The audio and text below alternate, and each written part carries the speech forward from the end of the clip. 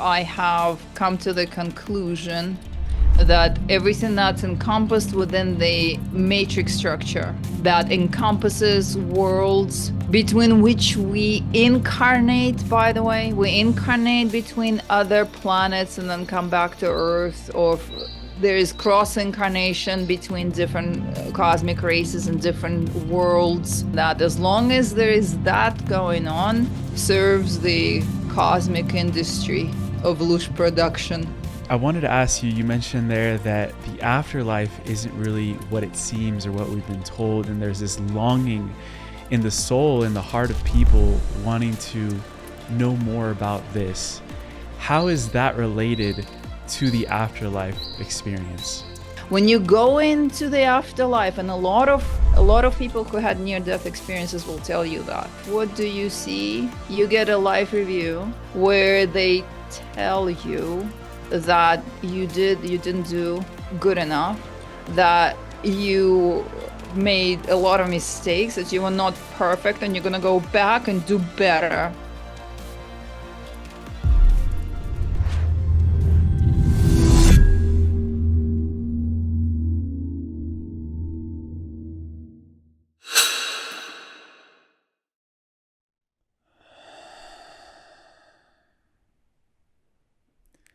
Isabella Greene, welcome on Just Tap In. What are you most excited about right now globally and in your life? Well, I think globally, I'm most excited, to be quite honest with you, right this second, about your project, the deep dive, because it started to look pretty gloomy for the new generation, for the Gen Zs and the ones that are coming after that, with the whole, AI, a chip in the brain, and plug yourself into the internet, don't need the device anymore, just be the device and stuff. And that separates the human body vehicle from the ability to tap into the divinity of itself. It just makes you a machine, more of a machine than we already are. And yesterday, when I listened to your ceremony, the deep dive ceremony, I was jumping out of my skin from joy, because someone has to do this, and there's someone who needs to counteract this for the young generations, for the new ones, because we, the older ones, the older body vehicles that would not under any circumstances get plugged in as the body, as the human, and give up our humanness, we are on the way out, and you guys are going to run the show here. And I think Earth and the whole faith of humanity depends on that. So thank you for your work, and I am thrilled that I came across your work, and that someone like you exists to lead those who want to take a different timeline, to lead them in that way. So this is what I'm most excited about globally right now, from the bottom of my heart. And personally, it's been just an exciting journey for me over the last couple of years, since I have finally discovered what it is. Well, I've been on a journey for 15 years that is very similar to your own, by the way, and started with Dr. Dispenza in 2010, when he was just beginning. There were tiny workshops where there were 30 people, and you could talk to him and hang out with him, and he did all his own audio visual and would sit with people, and it was just so intimate, and that changed my life. Just his teachings started, and I followed him, and still am following him to the present day. And 15 years of that, and then I was doing healing work for 15 years, and now I'm hoping to transition out of that against all of the clients who are saying, don't do that, don't go. But whatever I was learning, I was sharing. And then I remembered that I throughout my journey, I encountered bits and pieces of information that all came together in 2023, and I wrote it down in a tiny book because I could not do it. It was just like, you have to do it now. And I wrote Leaving the Trap, How to Exit the Reincarnation Cycle. And it took off. The journey took off. The subject took off. There was hardly anyone on the internet speaking about this. I was ridiculed quite a bit when I was interviewing and trying to share what I knew. But then by now, on every channel, people are talking about exiting reincarnation and stuff. And then the second book. And so right now, I am in the process of writing my third book.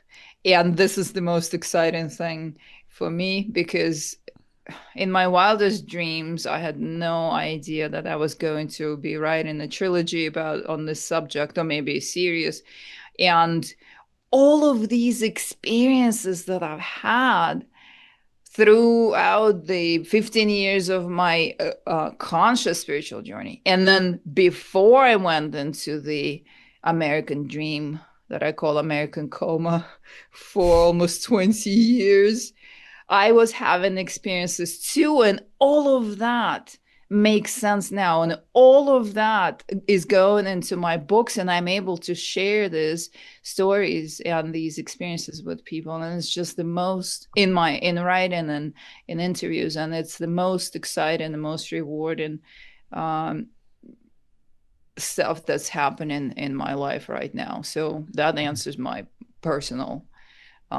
This gives perspective, that gives the visuals, that gives the it opens the door for people to give themselves permission to do the same, it to explore and to know that all kinds of things exist, and that they're not on the fringes of society, and that they're not weird, and that it's all right to explore and have out of body experiences by will, and interact. And there are all kinds of things that are happening in the invisible. And I am sharing all that and allowing the people, being in service in this way.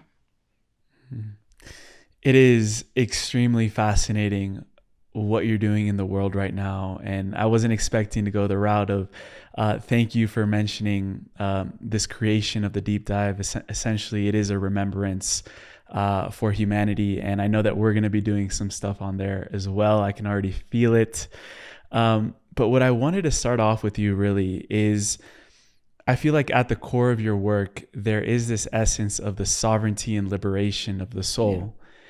And the soul right now being in this third dimensional, third density realm, it is in a system that you talk about very thoroughly. But I wanted to ask you before we get started, and as we're starting this conversation, as more and more people are picking up on the mechanics of the system, how do you feel that the system itself is changing and morphing with this new awareness that us as conscious beings are realizing about its true nature? I don't know if you want to know what I think, but I am going to share that regardless. It appears to me that the system currently is in the system, which we call the matrix, right? Is currently in the process of adjusting itself to our current level of awareness. And this is why the cyborg human is being promoted, and the robotic bodies are being promoted, and all of that, because I have been receiving the information for a number of months now that eventually, when the old school body vehicle that has not been modified technologically dies off, and that's where the depopulation agenda comes in, clear out the old type of body vehicle, the only body vehicle that we will be forced to incarnate into unless we get out of the reincarnation cycle after this lifetime is going to be that modified, technologically modified body vehicle that will have no concept of our divinity. Even the idea of divinity is not going to occur, because just like David Icke said on your show recently, the thoughts and the emotions will be controlled by the chip in the brain, and that's going to make it virtually impossible for the new body vehicle to accommodate, for the people to tap into their natural abilities, the supernatural, the paranormal, all of that is natural, but we call it the supernatural and the paranormal. So this is what I see. I see that the system is adjusting the old school 12 dimensions of the matrix, the afterlife dimension, the pre-birth, and all of the dimensions. And then we have the outer layer, the mainframe of the simulation, if you want to go that route. That is going to be dismantled. So the new age teachings that the old matrix is going away are correct, but it's not going away completely. It's going away in a way that it's going to be replaced by a much simpler system where they will no longer have to work with the humans, deceive the humans, mislead the humans, teach the humans to believe in the things that support their agenda. The humans will just be born into the type of physical body computer that will simply support the system. That's it. The end of story. So the upgrades are happening not only here with Earth plane reality, but also in the astrals or in the invisible realms, from where the system really controls our reality here. This is what I know currently, and this is what I currently see. But that doesn't mean that we cannot make our experience on Earth as enjoyable, as exciting, as fulfilling, as happy as we can by utilizing the tools that are available to us.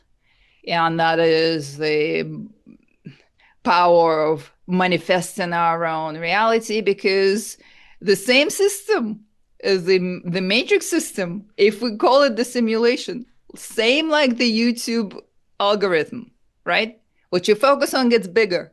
Focus on watch 3 videos or 5 videos about, I don't know, kittens, right?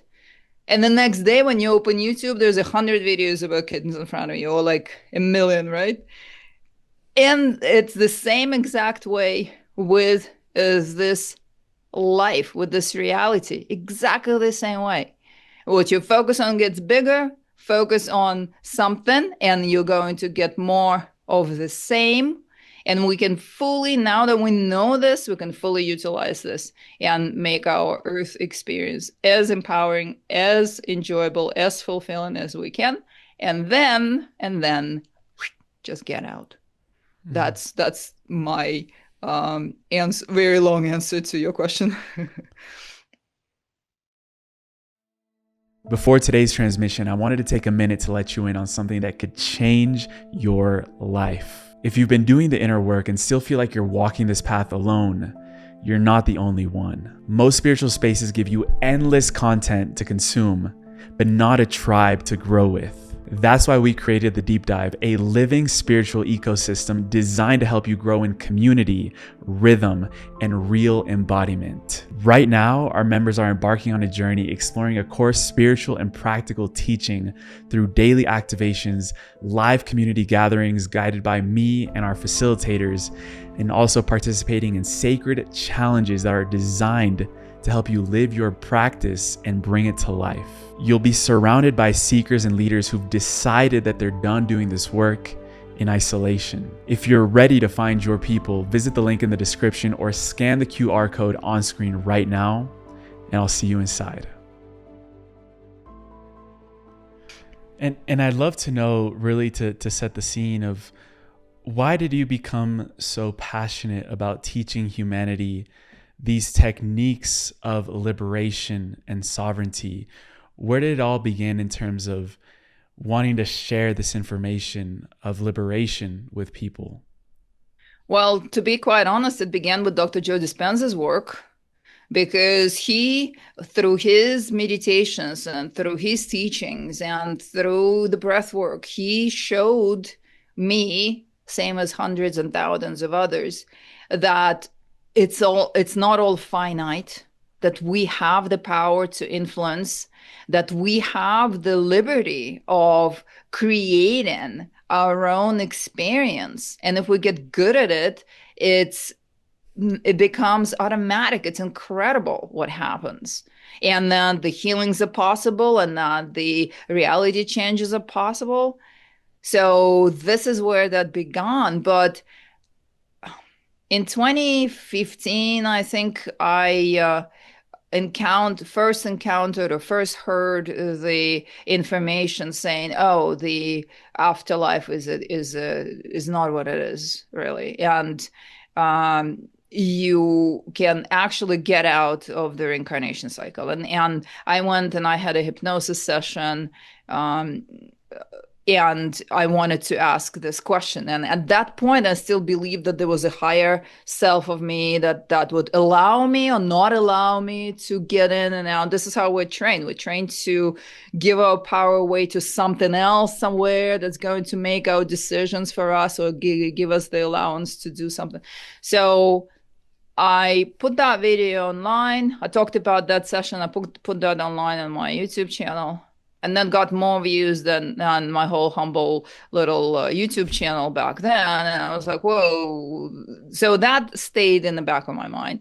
Then I remembered that I had a couple of near-death experiences that I've also, when I was young, between 17 and about 23, 24 years old, I astral projected and I observed all kinds of non-physical worlds and realities before I shut it all down deliberately to have a career and to be a normal person in America. So all of that was in dormancy in the back of my mind. And then in 2023, this whole, whatever we went through between 2020 and 2023, 4-ish, right? That stirred up a lot of things for a lot of people. And for me in 2023, I literally woke up one day. I was like, I need to write a book. I need to put this all together and get it out. And there was no question in it. And I have become accustomed to following this, that if I wake up in the morning or if it comes into my meditation, do this. Just the knowing. I do it. There's no question about it. So there was that. Write that down. Wrote it down. And it was like this much. The book is really tiny. It's only like 150 pages. Here it is. I read it in 2 hours. Right. Yeah. It is a 2-hour book. It's a tiny book. Put it on Amazon.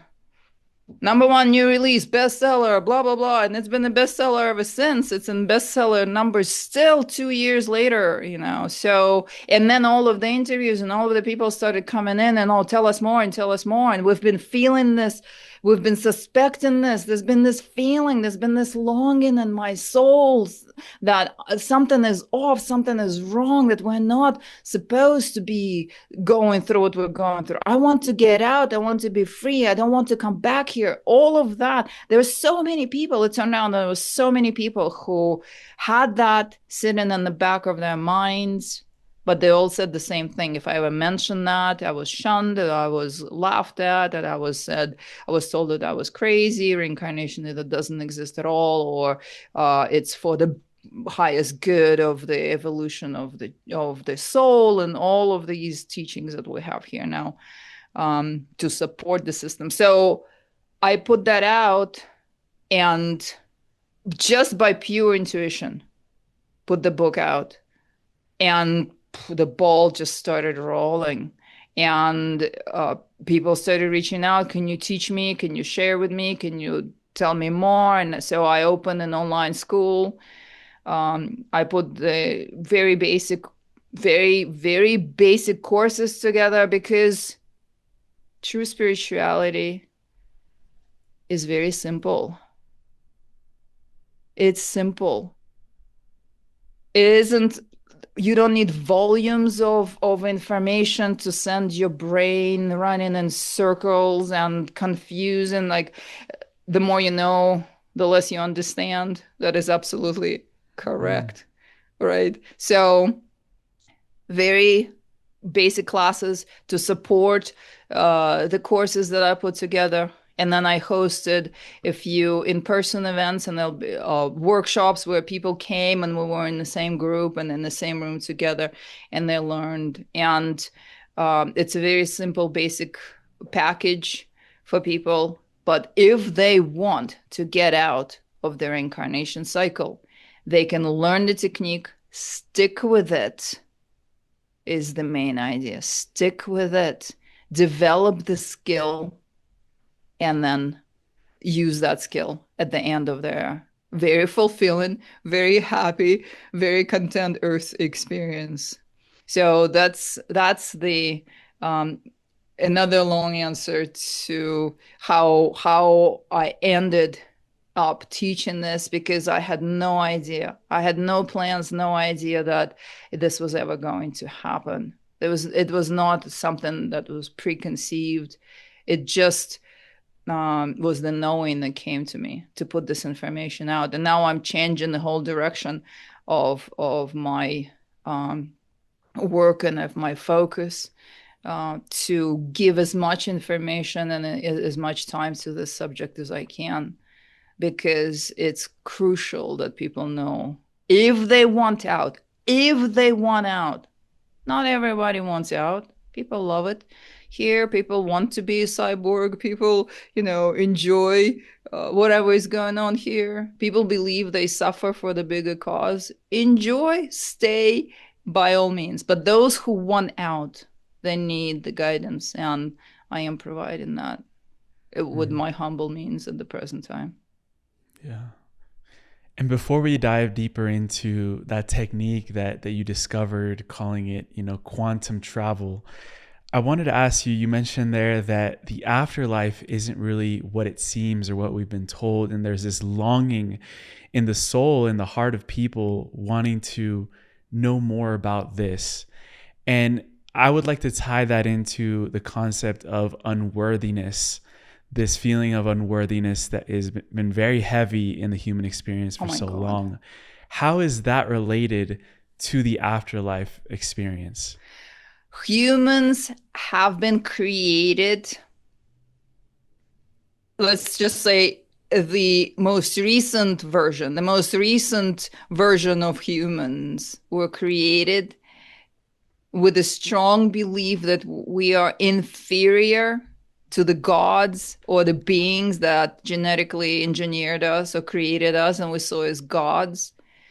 And everywhere in all teachings, it is constantly the idea that the human being is unworthy, undeserving, imperfect to the very core. That's being pushed from all directions. And by the way, as the technological advancement of the human body, human brain is utilizing the same exact concept. You're not perfect as you are. You're too slow. You are whatever. Everything is wrong with you. We put a chip on you. You're going to be improved. Same exact idea. When you go into the afterlife, and a lot of people who had near-death experiences will tell you that. You go into the afterlife. What do you see? You get a life review where they tell you that you didn't do good enough, that you made a lot of mistakes, that you were not perfect, and you're going to go back and do better. So that has been instilled in the human mind from the beginning of time, from the beginning of existence of the human race. We're inferior to the gods. We're inferior to the whole hierarchy of ideas. we have to constantly work to improve ourselves because we're not perfect, and if we continue to loop in cycles of reincarnations, maybe one day we will evolve enough and be good enough to go to the astral level of the same exact thing and continue perfecting ourselves in the astrals. And you can read about that, by the way, in chapter 43 of Yogananda's book, the autobiography of a yogi, where his guru went from earth plane, paying off karma here, to helping beings in the astrals to continue paying off karma. All right, so beginning, the foundation was laid there that the human race, the human beings are inferior, imperfect, and have been treated like children who have to be punished and taught in a really rough way to improve from the very beginning of the inception of the human race. And then on top of that, we have the human conditioning, where that same trauma is being passed on generation after generation through the human psyche, through the parents, grandparents, great grandparents. You were never good enough. Well, those who were very rare. Those who were treated like they were good enough were very rare. The most of us have been conditioned. The grandparents treated the parents in a way that they were never good enough. They always have to be better, better, more, go, go, go, be fulfill some sort of impossible expectation of the parents, and that way you will be better. And people grow up with the massive chip on the shoulder that no matter what they do, they're never good enough. That was the parenting style for a very long time. All older generations went through that the parenting style was through guilting you for not being good enough continuously. And if you did something exceptional, the parents would most often say, oh, great, can still do better. So that continued through generations, and that is called a generational trauma that has been passed on and is still being passed on. And your generation and the millennials started to really question that and dig into the whole like childhood trauma and therapy and all that. Like I'm not accepting all this conscious parenting and on, you know. So that's changing, but that idea that the human being is imperfect and we have to spend thousands of years, hundreds of incarnations on earth to get a tiny bit better with every lifetime. That idea supports the agenda of the Matrix. That idea supports and sustains the container where souls are recycled and we have to keep reincarnating over and over. But that idea is instilled in us to the very core of our beings.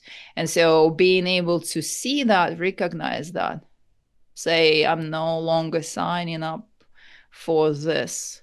Oh, you're only good enough if you have a corner office, or you're only good enough if you have this many subscribers or followers, or if you're only good enough if, oh my God, it's everywhere, right? And the marketing campaigns are utilizing it too. If you can see through this game and where it started from and what it supports, then you have the chance to pause, heal your inner trauma, get over what the parents were saying, move on into where we can actually play on the same team with ourselves, be as the kind of person that is there for us in a way that we're no longer replaying in our lifetimes, in our minds, in our attitude to ourselves, towards ourselves, and our relationship with ourselves, replaying what the parents told us.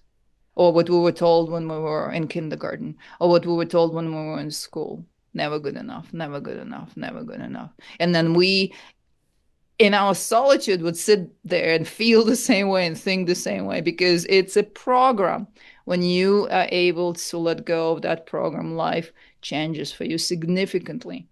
And leading others on the same path is, I think, is an honorable cause as well.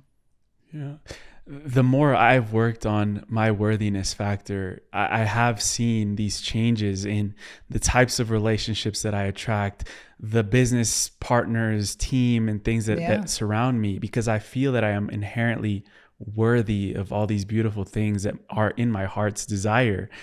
And one thing I wanted to bring up there is when these mechanisms and programs of guilt, unworthiness, not being enough are let go of in this lifetime, how does that influence the afterlife process? And what does that have to do with the reincarnation cycle? Well, it sounds like you did read my first book, Leaving the Trap, because when I wrote that book, I still believed that you can beat the system, that you can beat the archonic beings that would appear in the way that would be most heart opening for you in the afterlife, give you your life review, and you can stand strong and stand your ground and say, no, I'm not accepting this. That's what I believed back when I wrote Leaving the Trap. As I have continued on my journey, on my awareness, and my awareness expanded, I have questioned everything for the following year. And by now, it's been 2 years since I wrote Leaving the Trap. I now know that it liberates you from feeling guilty, from if you encounter the beings that are trying to guilt trip you into something, anything. You have to go learn more. You have to go pay off your karma. You know that all that is bogus. That all that is all these are just hooks. Yes, but if you are in negotiation with the beings, you're not going anywhere. This is what I know now. Unfortunately, I have learned by now that the exit of the reincarnation cycle happens at the moment of passing. We have to live consciously and we have to exit consciously. And for that, we have to train and we have to exit in a specific way. And we have to send our non-physical form, that little part of the oversoul that is now having this human experience in this body, send that part out of the entire matrix structure. Not to go into the tunnel of light, not to go to negotiate with the handlers, not to have any interaction within the astral realms or the afterlife dimension. Because if you are there, if you died normally, lifted slowly like a mist out of your body. There's Kirlian photography that shows the moment of passing, right? A lot of people who work with like hospice nurses, they say there is this mist, there's this vapor kind of coming out off of the body. And we have a lot of images of that on the internet, as in like soul, the body, and then the soul just lifting out. So that's astral projecting, technically. Death is normal way of passing is technically the same as astral projecting, and you don't go anywhere except into the astrals. And this is where the afterlife trap is. And if you did that and got pulled into the tunnel of white light, you are subject to reincarnating, like it or not. You can argue and discuss this with the handlers till you're blue in the face. They're going to, when you're non-physical face, you're going to still be tricked. They're still going to find a way to send you back and reincarnate again. So the only way out So, in other words, liberating yourself from the sense of unworthiness helps in this lifetime tremendously, because what we put out, we get back. Vibrational law, right? The law of attraction, or the YouTube algorithm, if you wish, right? Whichever way, depending on what you believe in. So if you're vibrating not good enough, you're going to be matching everything that matches that. Like you said, relationships, business partners, friendships, attitude towards yourself, relationship with money, all of that is a reflection of how you feel internally. Vibrational match comes back and you experience it. Once you have released that, you observe that your reality improves. Fantastic, good for you. Doesn't do anything for you in the afterlife, because if you are negotiating with the handlers, even if you don't feel at all that you are guilty for being not good enough, they got you. So the conscious exit is the only way to go. Hmm. And I know that you self-taught astral projection from a very early age in your teenage years. You explored absolutely everything out in the astral, and then you got a little bored of the astral because you realized a lot of the things that you're saying now.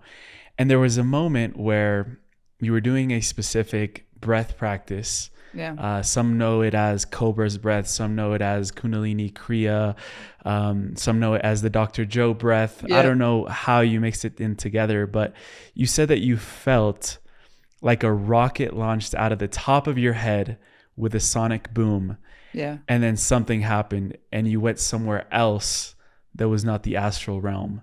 Yeah. Can you tell us what that was? Right.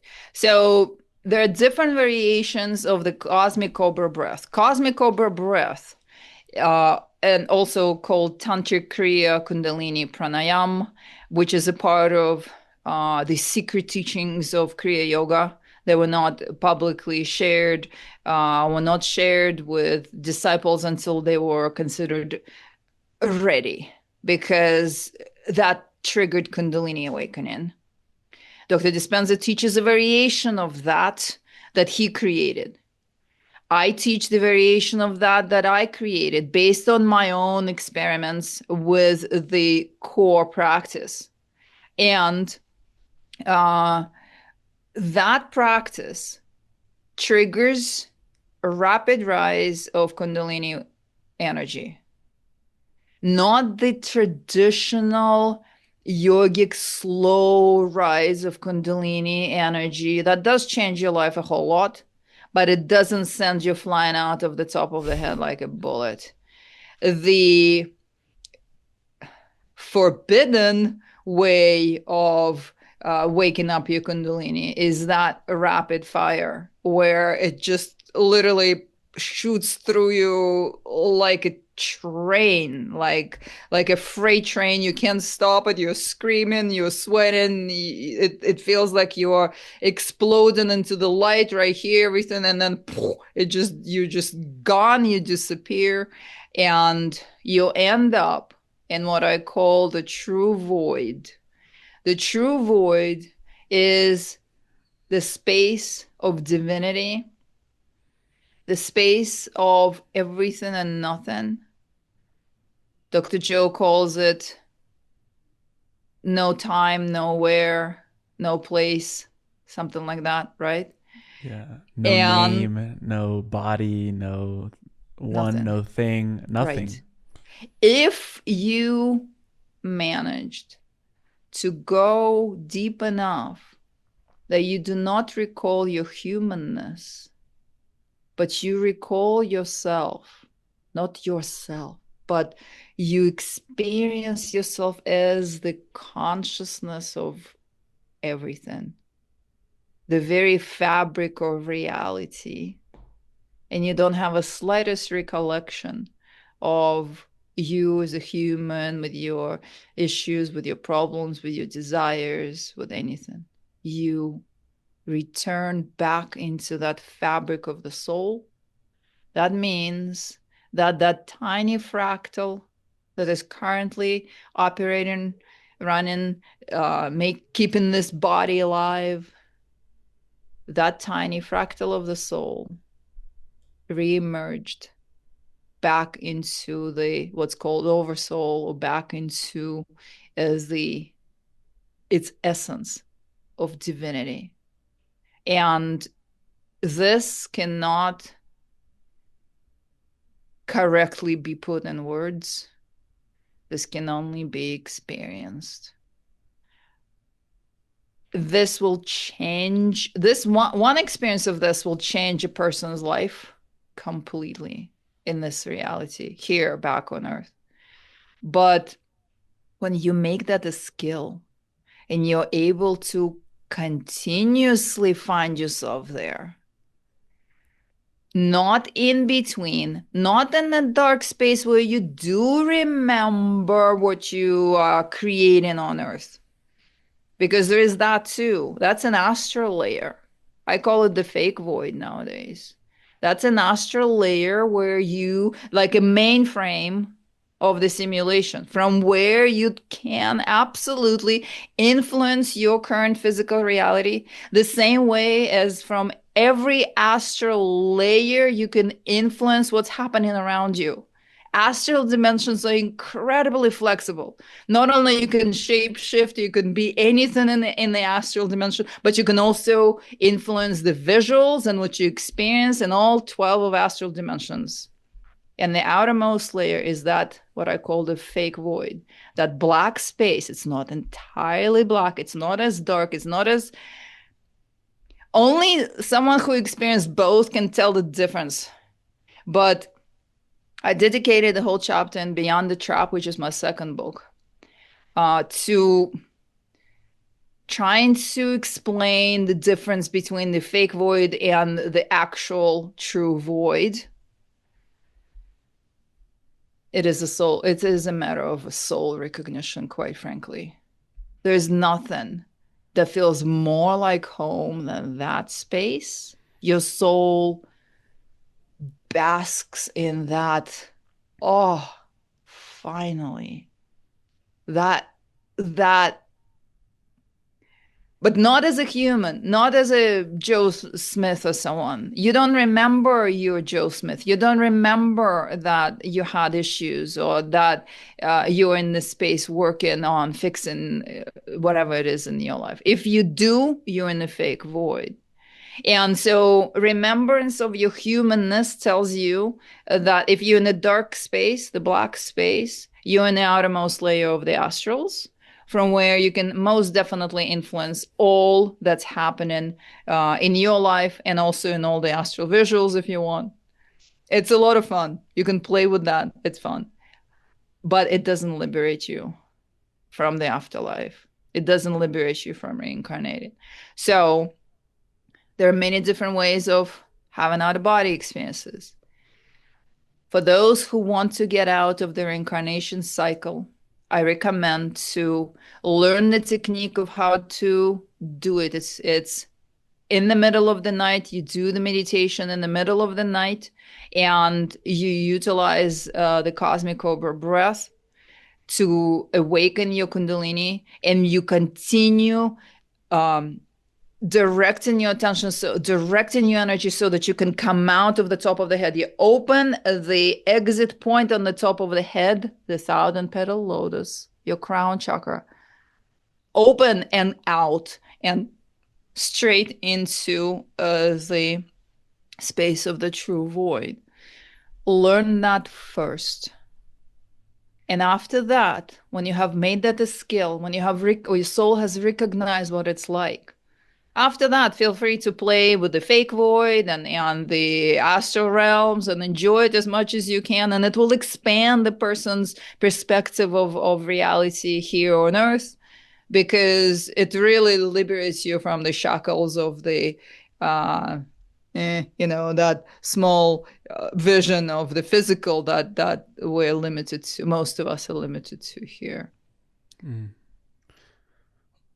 I'd love to know there, because you said in a moment in your book that when you had this experience of shooting out of your body in that way, not the astral travel way, you said that you wanted to explore the potential of the void, and explore you did, you said.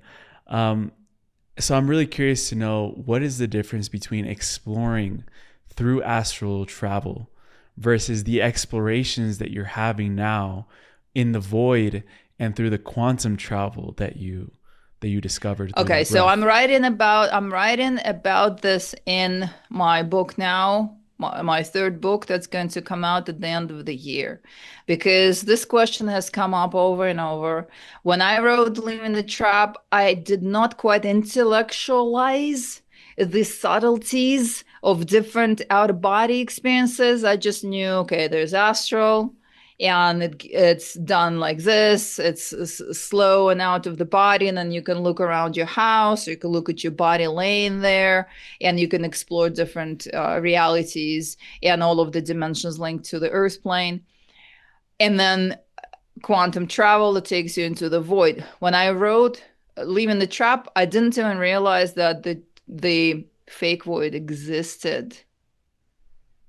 So now the simulation, the whole Earth matrix has created a simulation or a fake copy of everything, including the true void, to contain you, to retain you. But that is the mainframe of this whole gig here, which is useful. And when you know that it's useful, you can utilize it to explore. So the same exact way. Now I call it in my next book, and I'm talking about it now before the book is even out, just because it's your channel. Quantum travel level 1, I now call it, and quantum travel level 2. Quantum travel level 1, same process, rapid Kundalini fire coming out of your body and into the fake void. That makes you bypass the firmament, the domes over the layers within the astral realms. And you don't hit the dome or the ceiling that you do if you astral project. When you do it this way, when you quantum travel level 1, you go into the fake void, the completely black space. From that, you can explore, and you can explore you can travel, let's just say, you can travel both up and down, let's just say. All right. Down would be back into the astral realms of the earth matrix, all of the dimensions. And up would be into the realms or other worlds. Are you with me there? Mm-hmm. Other worlds that are a part of the greater matrix system. Earth is just a tiny part, tiny bubble within the greater matrix system that contains other worlds, other planets with their dimensional and astral levels. And when you quantum travel into the fake void, from there, you can explore all of these worlds. And interestingly enough, the cosmos looks very different compared to when you astral project and observe it, or when you quantum travel into the mainframe and observe it. But from that mainframe or from the fake void, you are able to explore. And that is something I'm also writing about. There were a lot of fun experiences and interactions with all kinds of beings, and I had made a really strong connection with one of the beings in the cosmos, one of the non-terrestrial races also, and that's all going to be in my third book right there. As a matter of fact, I'm writing it literally right now. So that is quantum travel level 1. Travel level 2 takes you past all form. It takes you past the matrix system of Earth and the greater matrix system that encompasses other planets and worlds, and straight into the fabric of God, if you wish. Hmm. And also the same chapter, I would refer people to the same chapter, chapter 43 of Yogananda's book, where his guru Sri Yukteswar talks about, he literally says that the number of realities that hang under their own domes or under their own balloons of astral layers is countless, and that he talks about that in that chapter. It's fascinating. When I read this book in 2023, it was a different story.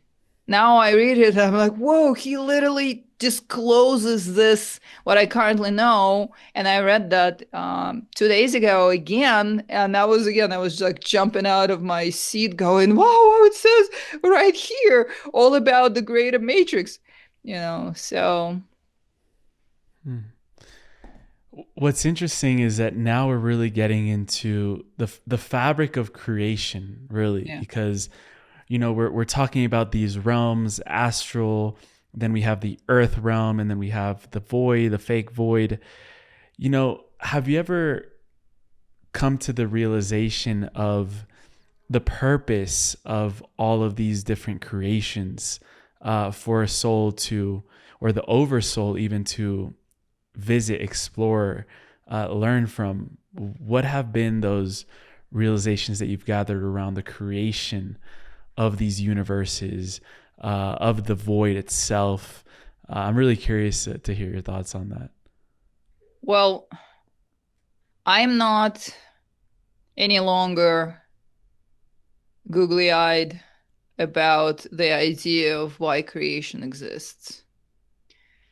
Unfortunately, I have come to the conclusion that everything that's encompassed within the matrix structure, Earth matrix structure, and also the greater matrix structure that encompasses worlds between which we incarnate, by the way, we incarnate between other planets and then come back to Earth, or there is cross incarnation between different cosmic races and different worlds.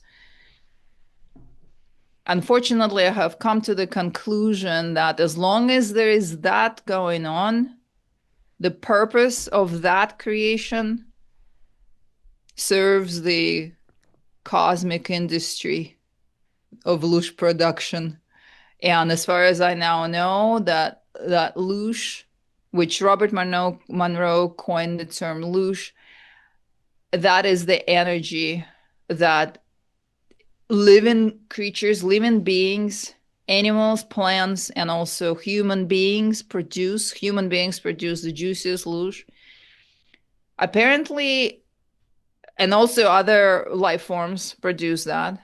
So apparently, that is the highest commodity that is not only being collected to sustain the ones who created that system, but also is being traded as a commodity between these beings and consciousnesses.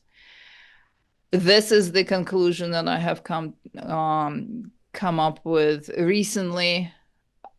It's not a beautiful picture that we were conditioned into to believe that Earth experience is to learn, to take these lessons back to source. The source upgrades itself and learns from our experiences. All right, let me answer that. I worked with people for 15 years. Day after day, I listened to people's stories telling me about their lives. They're literally like 7 stories. Everything else, it's just, we are ridiculously redundant. Like Uh, archetypal stories, you oh my mean? goodness. It's the same story over and over with a different haircut. you know, and how, when you have experienced the fabric of creation, it contains everything. It's not missing the story of Joe Schmo having a hard life on earth. It's already, it encompasses all information, but listen to the word in here that our experiences contribute to source. The only way our experiences contribute to source if it is source code. Same as AI learns, same as computers upgraded, same as cell phones upgraded, same as technologies upgraded. They upgraded through the user, right? They collect information, our keystrokes, this and that. They collect it, and then they create the new upgrade, the new system, and the new source code is created. So the way I see it is the only way that our experiences here on earth contribute to source is if we take the word source as source code for the matrix system, because it has to keep up. It has to keep up with what the user, the population is up to. And this is something that is continuously happening. The system has to upgrade itself in tow with what the subjects are experiencing or what the subjects are up to at every given moment. Mm. So there are these things that people say, oh, source created us to experience what it is not. Or, I don't know, suffering is so that the source can learn through us. I no longer subscribe to all of that because after you have experienced the fabric of consciousness of everything, you know that it is not missing any of it, any of it. Nothing could be added to the container that already contains everything. Am I answering your question? Yeah, and a follow up there is, what then do you subscribe to in terms of what you see the greater picture as? Um, Explain the greater picture. I'm not getting the question. Yeah. Beyond the what you call the cosmic industry, let's say source, that you brought up that term, what is that source, and what is its truest nature and function in the universe? Beingness. Being, just the state of being, just the beingness.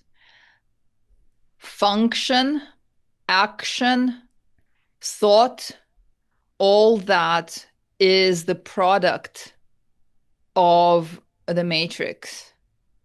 All that is the product of the mind, of the ego, of the structures that we are currently familiar with as the human beings, and all the way into non-physical worlds too. The God fabric is the state of being. So there is no goal, there is no purpose, there is no agenda, there is no reason.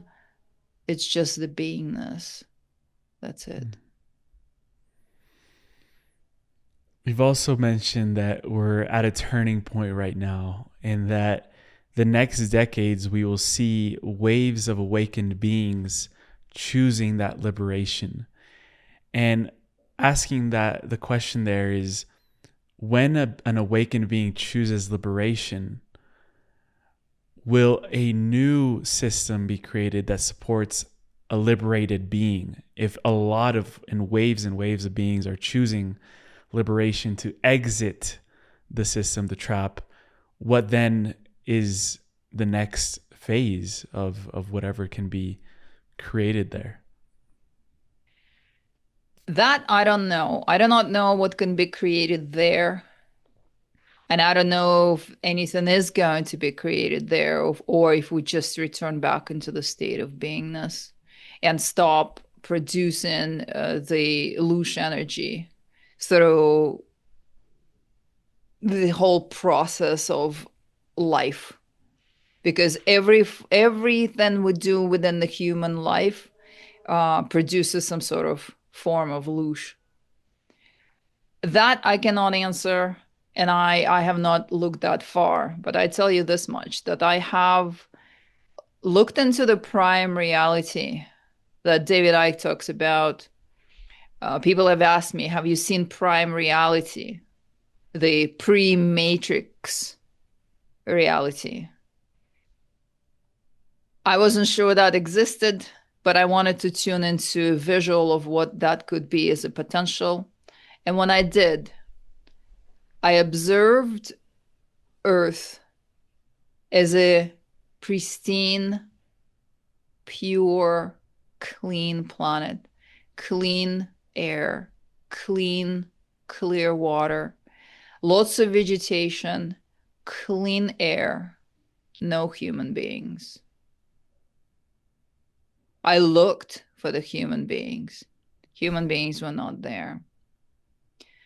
Human beings, in my understanding, are the product of the matrix. We were created, and this, by the way, is in the Nag Hammadi texts. That's the Gnostic texts that were hidden and found in 1945 in Egypt.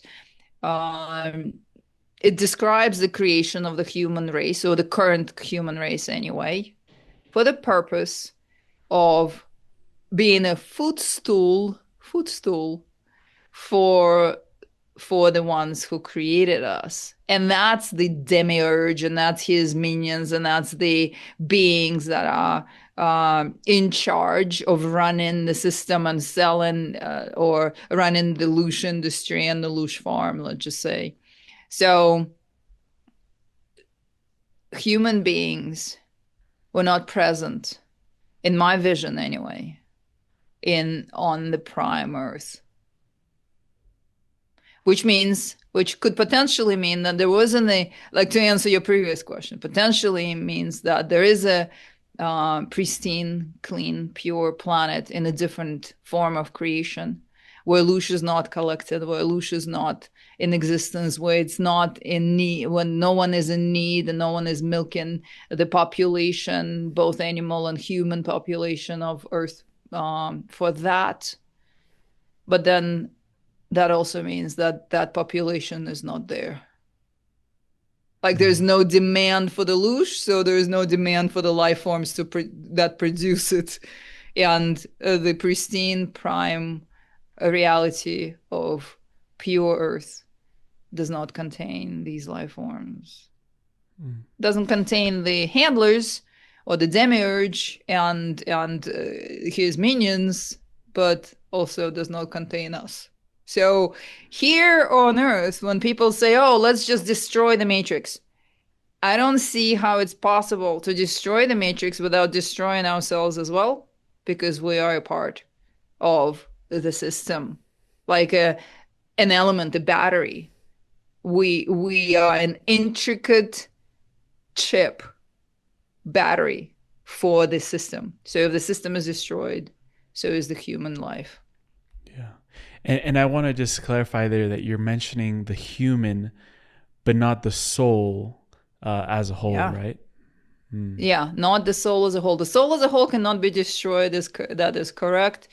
The tiny part of the soul that got lured here into this, to jump into this body vehicle, probably from hanging out before in one of the planets, one of the worlds of the non-terrestrial realities of the greater matrix. That was me. I wrote about that and Leaving the Trap. I wrote about remembering being recruited to Earth, to come to Earth and help. And I have been helping. I mean, we're all doing the best, right, to make this life for the human race as comfortable and as fulfilling as possible, right? But that part of the oversoul, when it returns back into the fabric of everything, the divine omnipresence, it is no longer in form. And so it will no longer be in any sort of experience.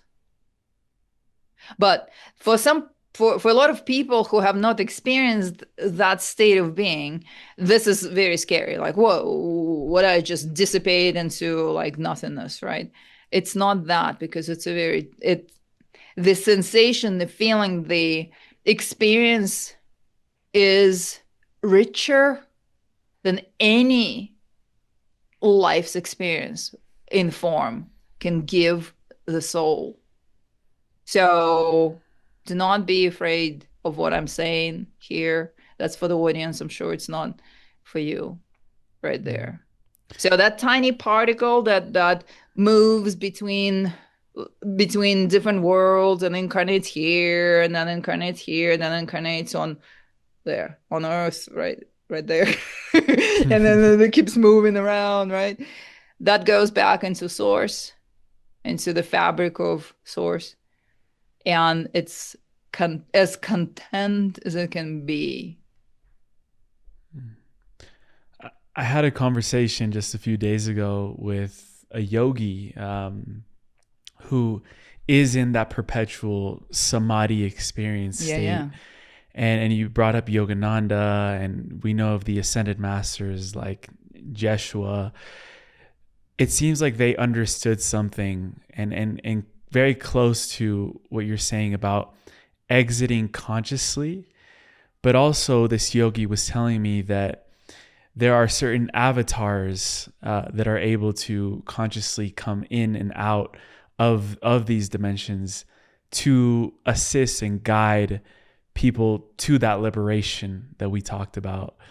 What have you understood about what these yogis or mystics or masters have in a way understood about their exit and entry points into these realities that we're in?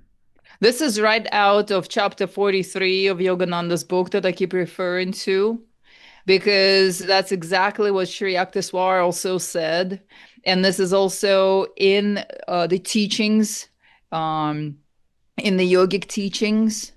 But what I have understood, or what I have concluded, is that they are still moving within the astral realities. They're still moving between the worlds within the greater matrix. So there's a different planet that they go off to, let's say, and the reality is much easier, lighter there, and they bring higher consciousness and come back as an avatar into Earth plane and lead the humans where? To get better, to continue their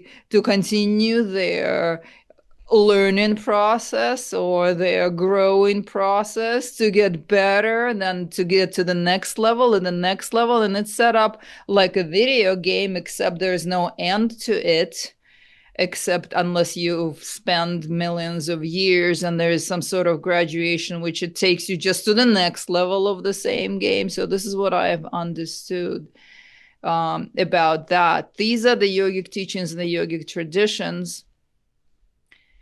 But I'm excited that you brought that up, because for me personally, the aspiration is to reach the level where I'm able to control my prana, my life force, in a way that I can exit by choice at the given time whenever I want, like in the meditation, like the masters did, that we read about.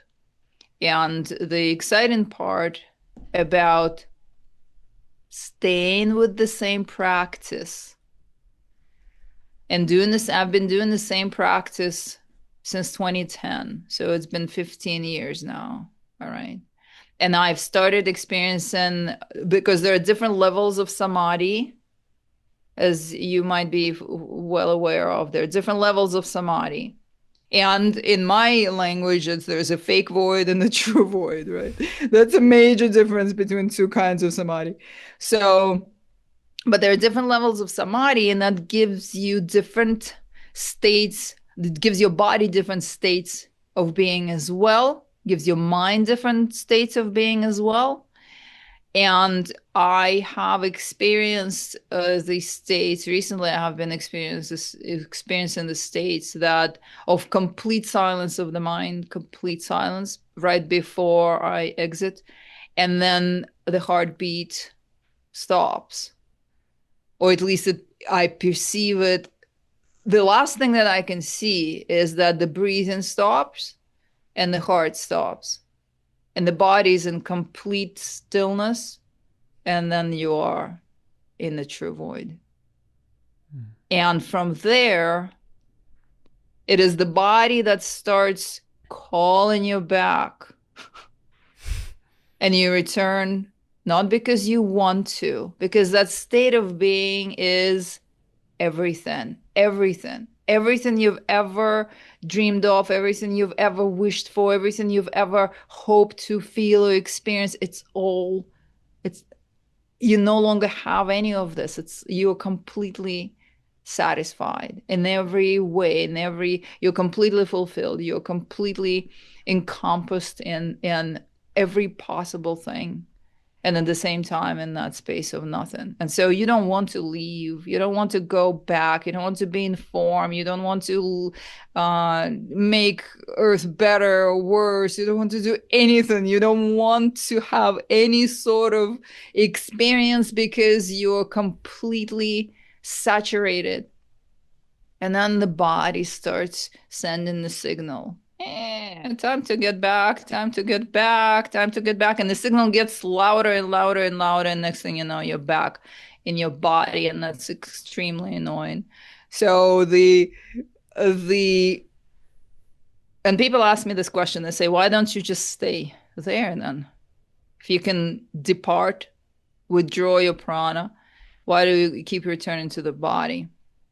My answer is because the body, as long as the body is alive, it's got some sort of time frame and it's going to pull you back in.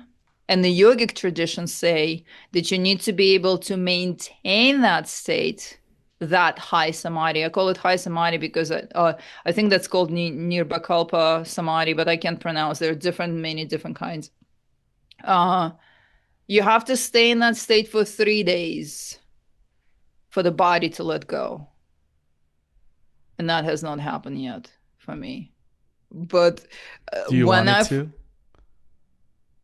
It's fascinating. I would love to find out. I would love to find out how to do this, or like to find out like what it's like to just not be called back into the body. Oh, But then who would finish the third book?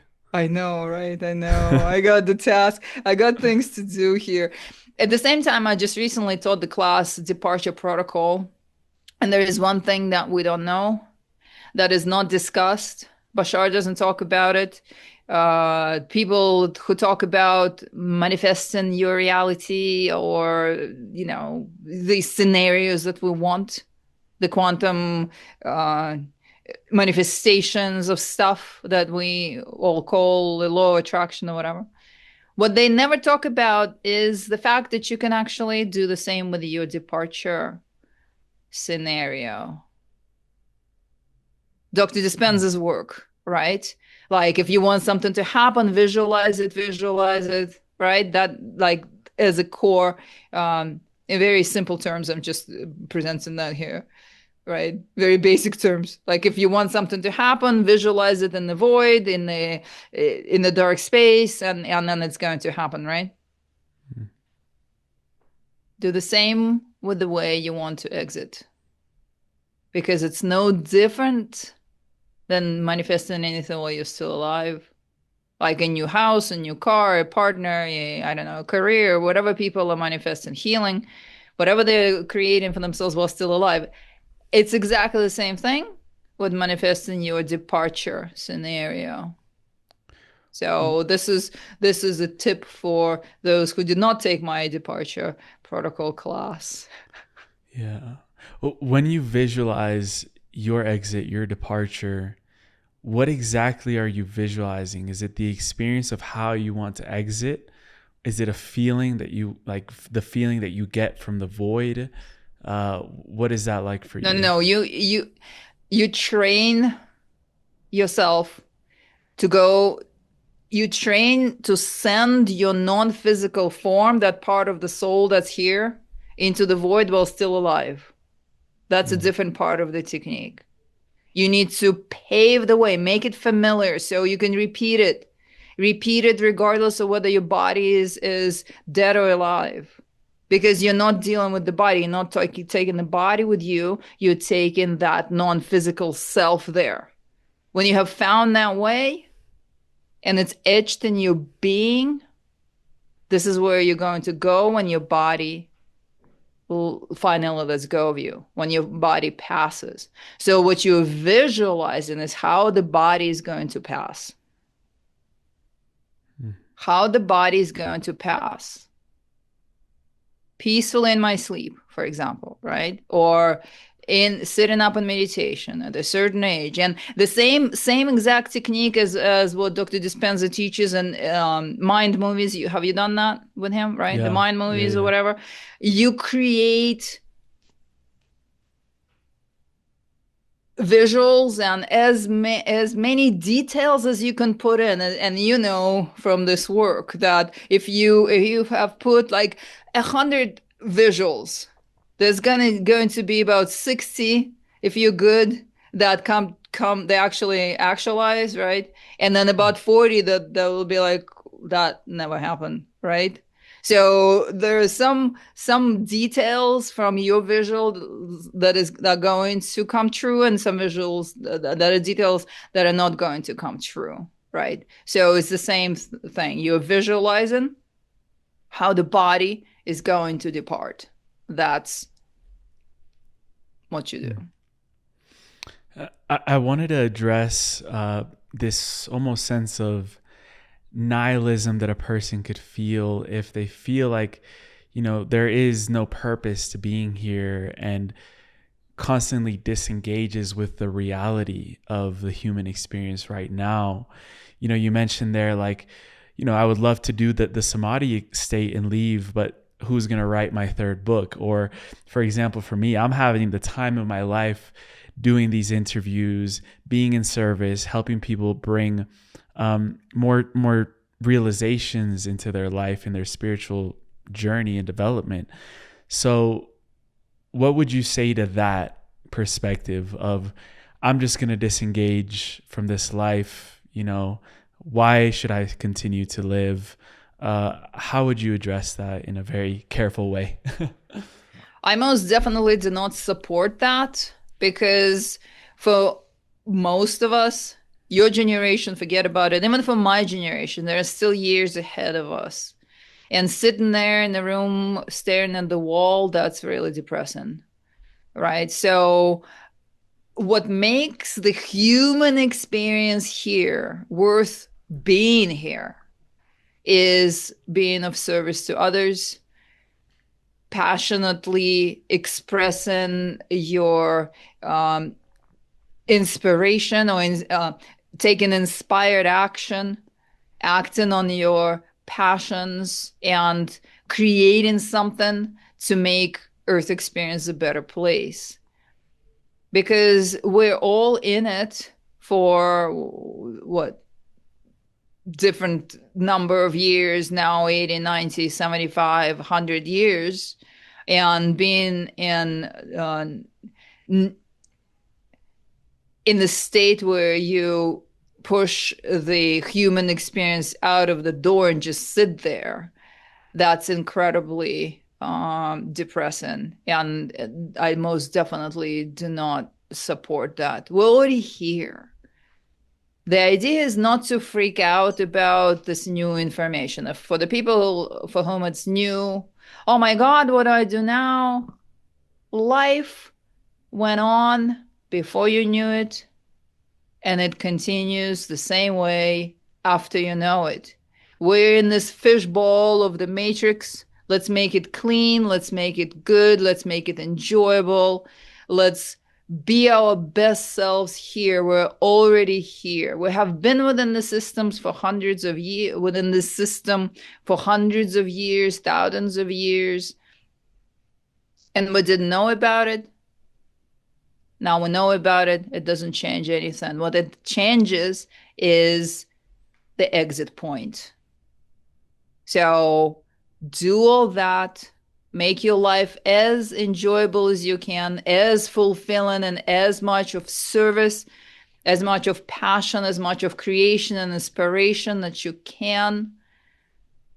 Help others open their eyes and know the bigger picture and have a choice. Give yourself a choice by training to get out consciously, and allow them or invite them to also have that choice. And I think that's the only way to go forward once you've learned this information. But there might be some, like Robert Monroe expressed that he experienced existential crisis when he found out about the whole Lush farm and everything. But then he continued writing. It takes a while for some people to process it, but once you've processed it, life goes on. He kept writing books. He kept having experiences. He kept having the Monroe Institute and offerings for the people, and we're all here to support each other in one way or another to make this very challenging experience on Earth easier for each other. I think that's the true purpose that we can give ourselves, regardless of what the human race was originally created for. Mm. And even after all this information has come to your reality, and now the same information that you're teaching, how have you not forgotten the divinity of ourselves and our soul? How has this information not steered you away from knowing our divine truth and our divine nature? Oh my God. It started from knowing the divine nature, because that experience, that deep samadhi, that experience of the true void gives you the experience of your divine nature first. And then you start digging through, oh, what's all this here? And what do we do with all this earthly stuff and the matrix stuff? But once you've dipped your toe, even one experience of samadhi, regardless of whether it's true void or fake void, doesn't matter. It still gives you that experience. Once you have that experience, one time will change your life. You will never have the same perspective on the earth plane anymore. And it's the most inspiring, the most liberating, the most heart-opening experience, and you carry it with you. And it teaches you what's called the Christ consciousness, where you firsthand know the empathy and the compassion for the whole human reality. And so the inspiration to help the human race in whichever way you're here to help, that only grows. So it all starts with the knowing and the awareness and dipping the toe into your true divine nature. And if you look at the bigger picture, if we go full circle of everything that I am teaching and sharing right now, it really just takes you right back into your divine nature.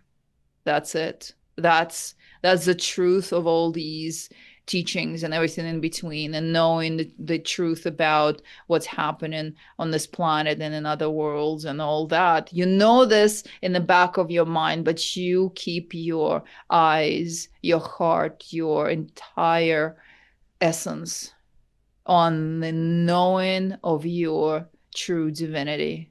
This is what drives this life's experience. There's a symbol that keeps pulling me in when I look at your screen, which is a spiral that collapses into an infinity sign. And I'm really wondering what that symbol means for you. Okay, it actually, from the infinity sign, it The spirals other out, way. and you see that there's no, when it spirals out right there, it just ends there. You see that Hmm. at the top of that? So the loop, whoop, the way out of the loop.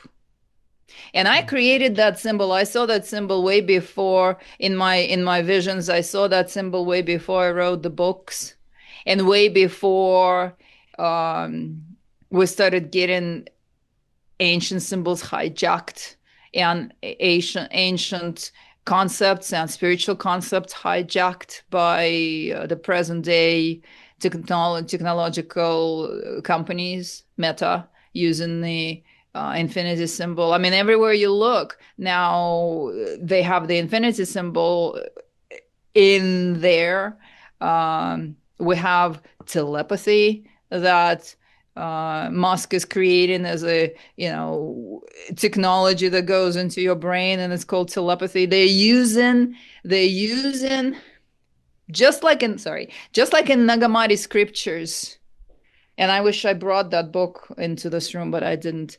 Um, didn't think I needed it for this interview. But in Nagamati scriptures, there's a description about the rulers of the world, the rulers, the ones who created this whole system, to confuse their subjects, which are the humans. They took all concepts that were good and presented them as bad, and took the concepts that were bad and presented them as good, turned everything upside down, inverted it, and presented it, and trained the humans to believe that. And I think that our current um, situation here with the infinity symbol is a clear as day example of continuation of the same exact methodology. They're using the same methods as the archons, with the utilizing the infinity symbol. But before all that existed, I created this as the way out of the loop. Mm. So adding an exit point to the infinity makes a closed loop system an open loop system. Yes. Mm. Very interesting. One of the last questions I wanted to ask you is, what have you realized about the actual function of the pineal gland? It's like an antenna, and I've had that on for a number of years now through Dr. Dispenza's work. And I'm sure you're familiar with that now too, right? His pineal gland activation meditations. I Yeah. was at his workshop in 2014, his very first advanced follow-up, where he very first time ever taught this technique in the middle of the night, and focusing on the pineal gland. And there were all kinds of interesting um, variations of how he taught that, and I continued going to his workshops and learning that. And then I noticed that after I did these meditations, I would come out into the world, and it was as if the filters were removed. Like the beauty was 50 times more beautiful. The sensual experiences were so much stronger because I was no longer limited to the sensory organs, the physical sensory organs, but there was this additional antenna, additional um, way of receiving and processing information for my brain, processing the information from the outer reality, and that was mind blowing. And then, of course, all of the visuals that came with that, and abilities to, well, I had remote viewing abilities before, but that all amplified, and there's a whole list of abilities that came online with um, the pineal gland coming online. And it changed my healing work tremendously. As a matter of fact, it continued building as I continued doing these exercises to amplify the function of the pineal gland, the third eye, the abilities that I was able to offer the world in my private sessions continued to grow and amplify just by themselves. I wasn't studying anything. I was just finding out, oh, now I can do this. Oh, now I can do that. And it's all about that, about just having a technique and sticking with it and allowing your system to adjust, because human system is slow in adjustment. And the whole content ADD, I call it content ADD, we're constantly chasing, and you, by the way, mentioned that the overwhelming amount of content. We're constantly chasing the new fix. It's like a drug now, right? New modality, new method, new breath work, new information. Give me more, give me more. 2 days later, oh, now I'm bored with that. No, there is new. This does not allow a seeker to go deep enough. This does not allow a person to develop a skill and to deepen their abilities. So I say choose a modality and stick with it. It doesn't mean that you don't experiment with this or that on top of it or with it, but choose the main modality. Like I did Dr. Dispenza's meditations for 10 years, every single day, every single night, the breath work and everything. And that is what brought me to who I am today. His work, his modality, his meditation took me from where I was sick and miserable in the corporate world, and goodness, I mean, I was a party person like there was no tomorrow also. And the whole thing down the list, it was all there. And now I'm in an entirely different reality. And it's all because I believe it's all because I took one modality and stayed with it. So this is what I recommend for any seeker. Choose a modality and stay with it so that you can give yourself an opportunity to go deep and to also develop the skill that it teaches you, because that takes time. Nothing happens instantly overnight like that. It's the unwavering discipline that we have that actually gives us the real results. I've been doing this podcast for 5 years, and still I don't even think I've gotten close to witnessing all the beauty that can be created when we do something every single day over and over and again. So thank you for bringing that teaching of consistency and discipline, because I resonate a lot with it. And Isabella, we end every show with a segment called the Final Trio, which are some questions that we like to ask at the end. Before that, where would you send people to connect with you, with your work, the courses that you're teaching? Obviously, we'll include all the links to the books that we talked about today. Where would you send people for that? I have a website that is focused on exiting reincarnation. That's where the courses are. That's where the classes are. I just started doing the Q&A sessions there too, where people can sign up and ask me questions. So, because a lot of people started practicing and then they have questions. So that's offered there as well. It's a very simple, very to the point platform, same as my books, same as all my teachings, as I believe that volumes do not speak. What speaks is simple truth, simply delivered in short format, gets straight to the point right there. So that's thevoidacademy.net. Thevoidacademy.net. I have that right there on my behind me right there.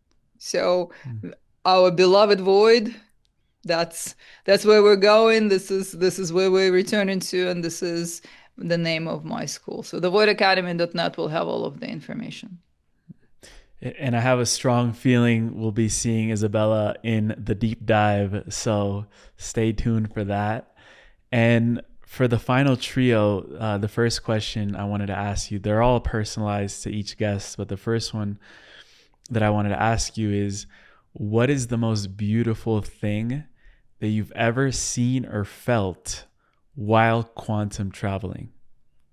Oh my goodness, where do I begin? Let me let me go through let me In the go memory through bank. like no no no no no, no. The Good chat archive, GPT prompt. the archive of 10 years. The most beautiful. Well, I have to tell you, what I currently remember, the most beautiful was the prime earth that I described earlier. Sorry, humans. You were not included. But the purity of that planet as a being, as a consciousness, the cleanness, the pristine water and air, that took my breath away. Like you could drink that water from the stream, you could drink that air without being concerned that it's going to pollute your lungs in any way. Every leaf, every particle of every plant was just so full of life and so beautiful, speechless, speechlessly beautiful. That and the true void. There's no comparison to the true void. The experience of the true void beats all possible beautiful experiences. But if we have to categorize, then I would say the prime earth. Mm. Pre-human or post-human, either one. And maybe, I'm just going to put it out there, maybe Earth can get back into that state when a bunch of conscious awakened humans are stewarding it in the right way, leveraging the right technologies. Who knows? We'll see. Maybe, We'll maybe see. that would be, I would not be here to see it. I promise you that. But I yes, I wish that for the future generations. Please lead the way. It will happen within your lifetime. Please lead the way. I don't Mm, think that you're not going to lead the way, but yeah. beautiful. I'll also ask you that if you could leave a single breadcrumb for your soul to find in the moment of post passing or death, what would you leave behind to your soul so that it could guide itself gently into the exit of the matrix? Nothing. Nothing. Absolutely nothing. Because if I leave a breadcrumb, I'm gonna have to come back and retrieve it, and that means returning back into the matrix. Then no anchors, no breadcrumbs, no contracts, no attachments, nothing lingering with the matrix. Nothing. Would not Mm, leave anything because the intention is to return into the fabric of divinity. yeah. And lastly, I wanted to ask you, this goes alongside one of the practices for liberation that are in your teachings. One of those being mantras for sovereignty. So constant declarations of our own freedom, refusal of manipulation. What do you repeat to yourself as a sovereignty mantra that you'd like to share with us that we could repeat to ourselves to go into those deeper states of freedom? I am spirit. I have a body. I am sovereign and free. Beautiful. Once again, I don't really, I don't really, um, I spoke about releasing agreements, right? Releasing agreements, releasing your own soul agreements so that you can go without any anchors, right? And also releasing agreements with other souls so that you don't feel guilty for leaving them behind if you are getting out of the reincarnation cycle. This is a practice that I spoke about in Leaving the Trap. But as for daily mantra, I literally wake up in the morning and the first thing, and you need to speak it out loud. It's not um, we're taught to keep it internally, stay silent, but sound of your voice resonates. It's the sound of your soul, and it produces the vibration that vibrates your entire field and every cell in your body, and it adjusts your reality as well, ripples out. So pronouncing that out loud, I open my eyes. The first thing in the morning that comes out of my mouth out loud is, I am spirit, I have a body, I am sovereign and free. Which is different from I am a body and I have a name and I do these things in the world. I am a spirit, but I have right now these things that are necessary for me to function in this reality. So, Isabella, I wanted to acknowledge you for the courage to speak your truth, to share your experiences, also acknowledging the synchronicities that led you and I together, which there have been many, and we even mentioned a list of them before recording, and just, sending you so much love. I know we will do these many, many more times as the work progresses and as I also go deeper into these understandings myself to share with our amazing audience. So thank you for being here. Thank you so much. It was an honor and a pleasure.